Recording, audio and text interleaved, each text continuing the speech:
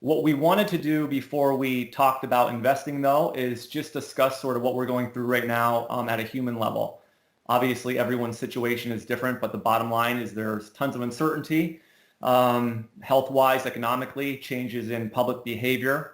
We're all sort of hunkered down in our houses, homeschooling if you have kids, and just trying to adjust. So what we wanted to hear from you was if you have tips on how people can sort of deal with these uncertain and stressful times.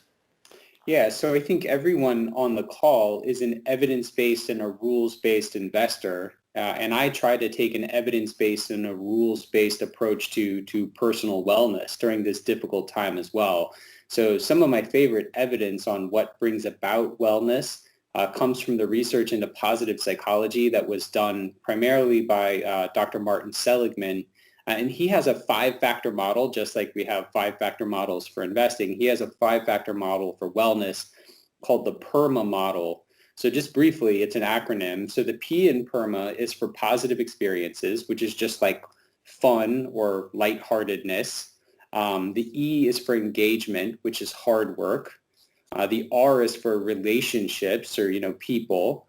The M is for meaning, which is doing something bigger than yourself, whether that's, spirituality, meditation, charitable work, doing good in the world. And the A is for advancement. So that's, making sure you're a little farther along today than you were yesterday. So for me, that's, I do think of it much the same way as I think about investing.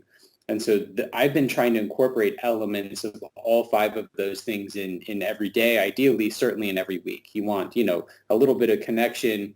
You want a little bit of fun.